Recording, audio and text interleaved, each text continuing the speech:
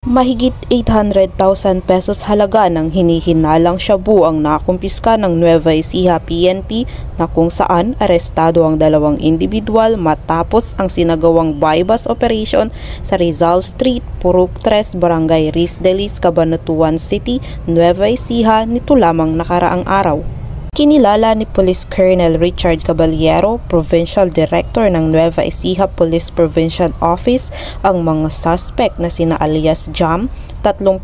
taong gulang, lokal na tindero at residente ng nasabing lugar, at alias Cel, 41 taong gulang, isang online seller na residente ng Barangay General Luna, Cabanatuan City, Nueva Ecija. Ayon sa ulat, naging matagumpay ang mga operatiba ng pinagsanib na puwersa ng Cabanatuan City Police Station Drug Enforcement Unit at Nueva Ecija PPO Provincial Drug Enforcement Unit matapos ikasa ang buy-bust operation na kung saan na-recover sa mga suspect ang hinihinalang shabu na may bigat na humigit kumulang 130 gramo na nagkakahalaga ng 884,000 pesos at drug buy-bust money.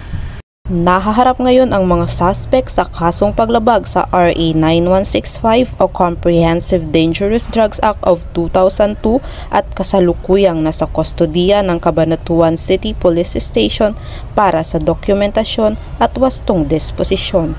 Patuloy na pinapalakas ng pambansang pulisya ang kanilang pagsisikap na labanan ang kriminalidad at pagpapaigting ng kanilang kampanya laban sa ilegal na droga sa buong bansa tungo sa pagbuo ng isang mas maayos, ligtas at progresibong bagong Pilipinas. Mula dito sa gitnang Luzon, ako ang inyong PNN correspondent, Patrolwoman Jilly Advincula Peña, alagad ng batas, tagataguyod ng Balitang Pulis.